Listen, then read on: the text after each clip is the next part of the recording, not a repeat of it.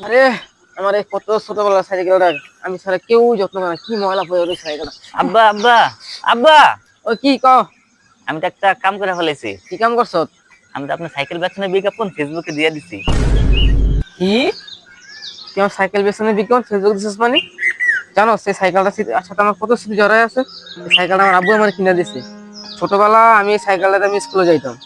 আবার যখন আমি স্কুলে যাওয়ার পরে তোর মার সাথে আমার পরিচয় হয়েছে সর্বপ্রথম তখন তোর মারে নিয়ে আমি সাইকেলটাতে আমি ঘুরে বেড়াইতাম। তো যখন তুই হইছস তখন আমি তোরে নিয়ে এই সাইকেলটাতে আমি ঘুরে বেড়াইতাম। আর তোর মারে বিয়ে করার আগে আমার সর্বপ্রথম যে একটা প্রেমিকা ছিল, ওই প্রেমিকারে নিয়ে এই সাইকেলটাতে আমি ঘুরতাম।